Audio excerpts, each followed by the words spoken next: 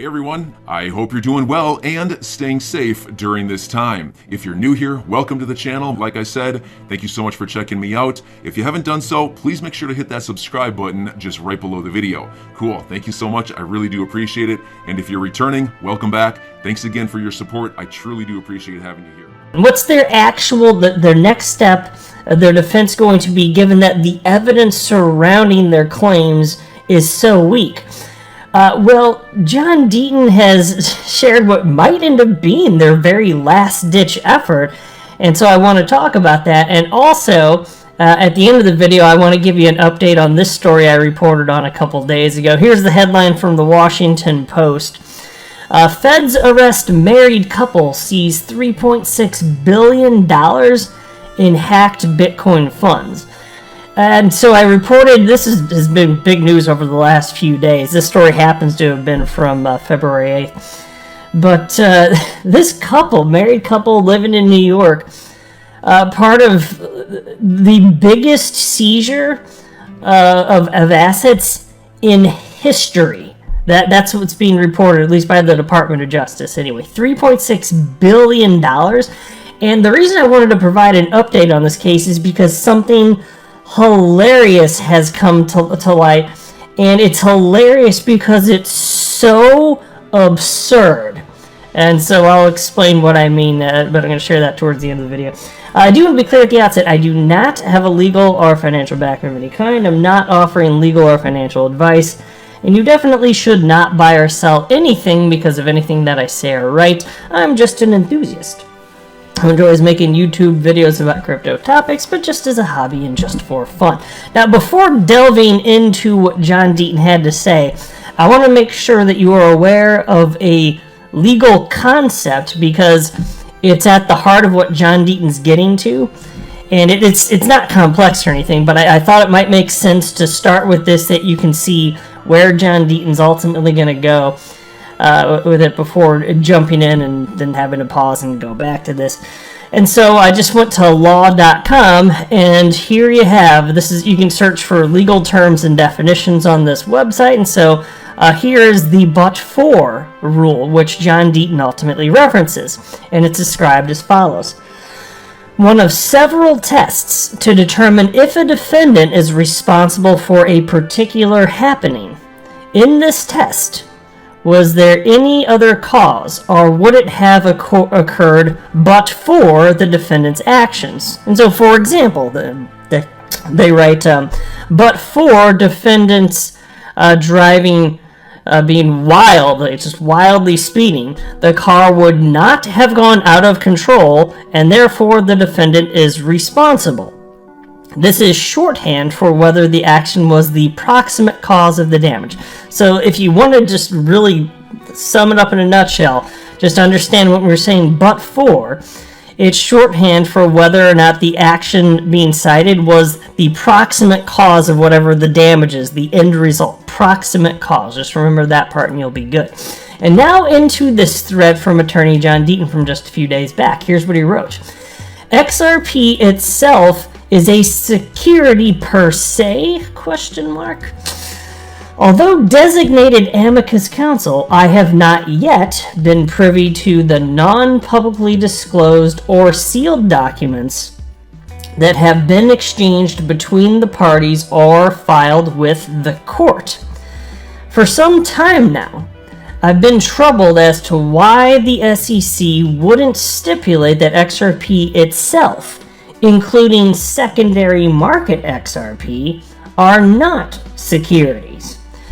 After reading these emails and anticipating what the 2012 legal memos likely state, I may finally understand why the SEC won't stipulate the token itself isn't a security, a stipulation which would rid the SEC of amicus counsel along with his 64,000 XRP holders. So pause and think about that. The SEC has an easy way to get rid of John Deaton. They just don't want to do it. Because what would they have to do? Stipulate that XRP itself isn't a security. That's it. That's pretty much it. And then bam, John Deaton's gone. All of these 64,000 plus XRP holders gone. Because you do what you will with Ripple, SEC. I don't even feel like at the moment speaking as to the validity specifically on that, because what I'm most concerned about, in particular for the purposes of this video, is what's happening with XRP and what's happening to XRP holders as a result of all this. So you gotta ask, why won't the SEC declare something like that? Well, John continues. When I filed the motion to intervene, or in the alternative be granted amicus status, Ripple informed the court that if the SEC agreed XRP wasn't a security per se, XRP holders lacked standing to participate. If, however, the SEC intended to argue XRP itself is a security, Ripple argued XRP holders should be allowed to participate in the case. The SEC not only refused to stipulate XRP itself isn't a security, but actually argued all XRP are illegal securities. I've always questioned why. The unsealed emails and legal memos are barely relevant. An illegal securities offering analysis focuses on the promises or inducements made by the promoter to investors, leading those investors to anticipate profits from the efforts of the promoter. Brad Garlinghouse and Chris Larson's emails or legal documents were not made public. It will be near impossible to prove any real correlation between XRP's price and public announcements by Ripple, i.e. partnerships. The SEC must also prove Garlinghouse and Larson sold XRP in the United States. So, let me pause. On those points, it's very clear that the entire market moves together. So when did we see XRP move outside of what we otherwise would have expected? Well, when the SEC made the claim that XRP is an unregistered security of Ripple. But again, to be clear, you might say, well, see, that's proof. That means that XRP is associated with Ripple. But no. The price of XRP didn't plummet because of something Ripple did. The price of XRP plummeted because of something the SEC did. They made the claim that XRP is an unregistered security of Ripple. That's not proving that Ripple's actions move the price. In fact, it very clearly proves that the SEC moved the price of XRP. The lining, it's perfect. And in the coming days, XRP plummeted from whatever it was, I think it was 50-something cents down to 16 or 17 cents.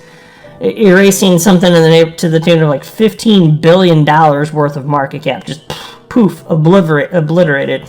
Just gone. Cease to exist for that moment.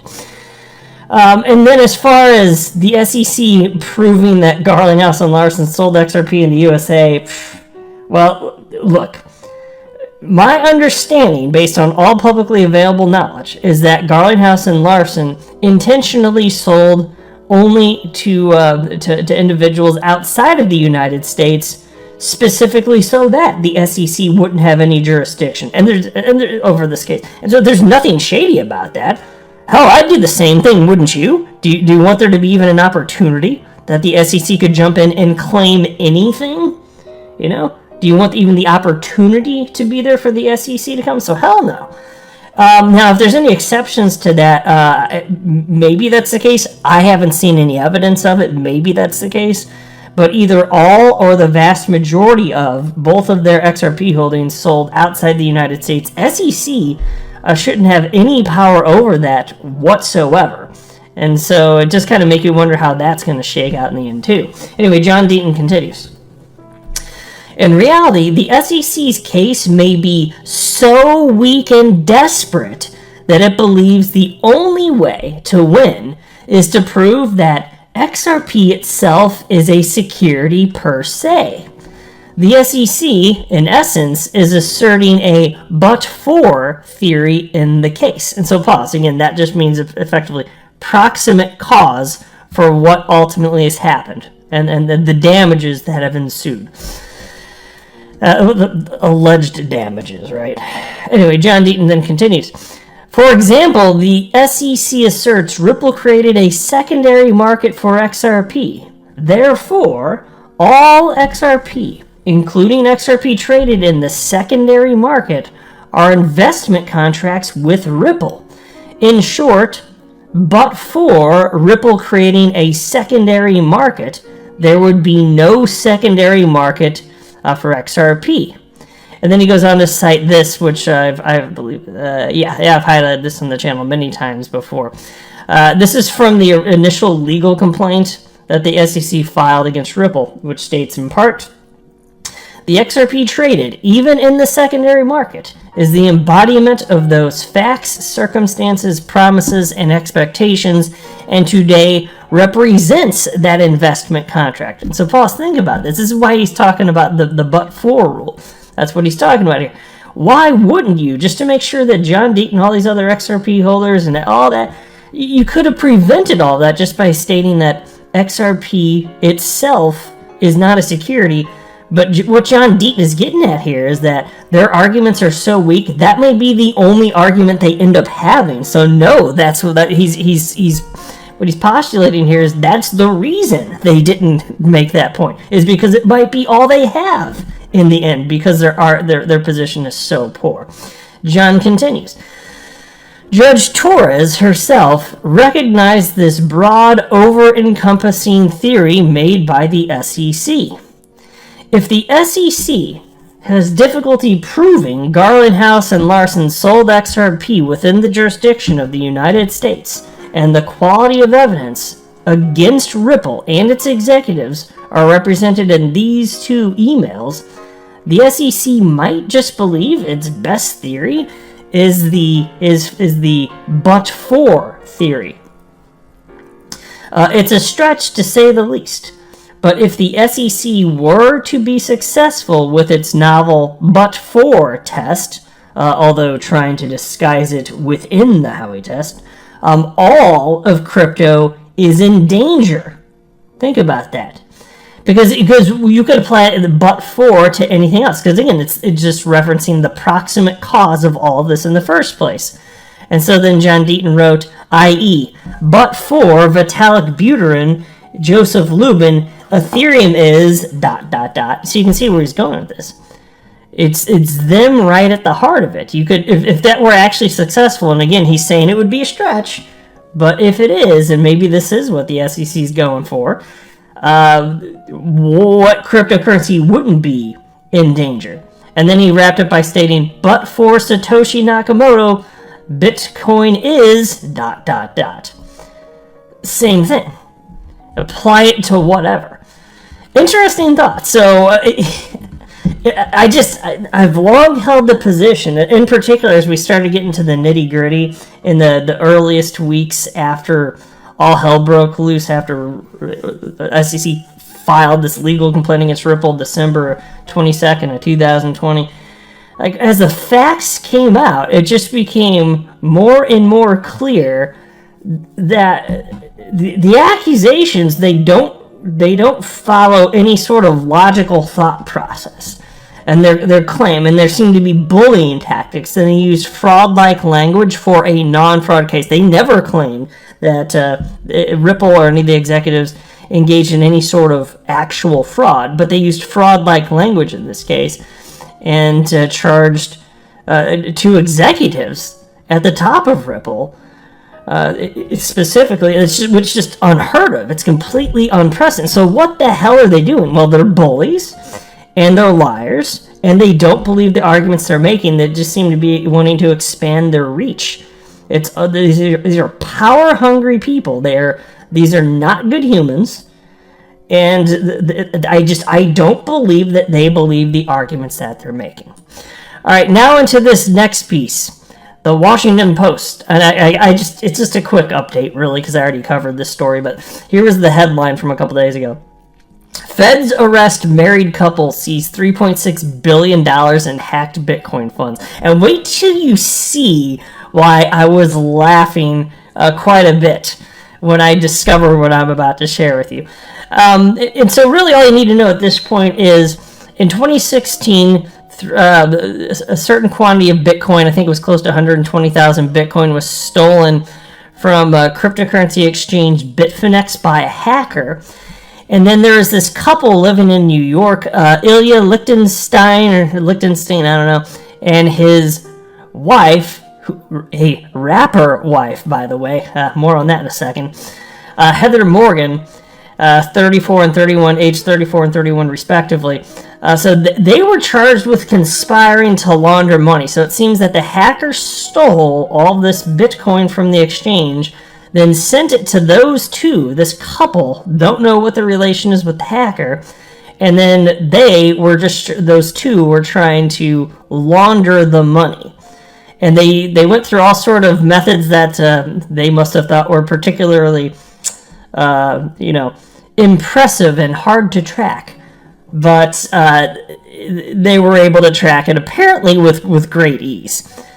And so they've been moving this Bitcoin around and trying to hide the tracks for a number of different transactions over the years, and they ended up getting caught. So then, in a nutshell, that's the story. Ended up being the biggest seizure in history, according to the Department of Justice. The biggest, period. Not just crypto, not the biggest crypto seizure, the biggest seizure. At today, $3.6 billion. Well, why is this funny? Because these... Let me just show you the damn headline. I think it was... oh, no, here it is, yeah. Take a look at this. So, this tweet... Here's a tweet from June 18th, 2020. From BitGo here. What the hell is Bitcoin? I meant to look this up. It's something to do with digital currency. Delivering trust in digital currency with the industry's most complete offering of security, compliance, and custody. So there you go. So it's a crypto entity. And they put this tweet out linking to a Forbes article. And they wrote, "Protect your company and clients from cyber crimes." BitGo's chief compliance officer, Matt Perella, discusses strategies with Heather Rayan. More experts share tips to protect your business from cyber criminals. Again, Heather, she's one of the two. She's the wife of the other guy that got arrested as a result of the attempt to launder $3.6 billion worth of Bitcoin. This is her Twitter profile. This is her right here. There you go. That is the woman that with her husband had $3.6 billion worth of Bitcoin that wasn't theirs, and they're attempting to launder right there. And again, she was a contributor for Forbes. She wrote articles for Forbes, and here's one of them from June 18th, 2020 that she wrote, titled, "Experts Share Tips to Protect Your Business from Cyber Criminals." Folks, you can't make this stuff up. You can't even make this stuff up. They got $3.6 billion worth of Bitcoin that was stolen, and then she, after this happened and is in possession of that quantity of Bitcoin, she's writing this article for Forbes explaining how to protect yourself from cyber criminals. She's a cyber criminal. I'm your guy. I will keep you posted. I'm your advocate. I'll be back on a daily basis, usually multiple times per day, with these videos to keep you updated with everything going on. So, I hope you enjoyed the video. If you haven't done so, make sure to hit that subscribe button. Feel free to share any of my videos with your friends, family, social media, or anybody who may care to listen. Thanks so much for your continued support. I'm always here for you. I want to help you through this time. So thank you so much for continuing to choose me. Enjoy your day, stay safe, and I'll catch you again probably in a couple hours. Thanks, everybody. See you later.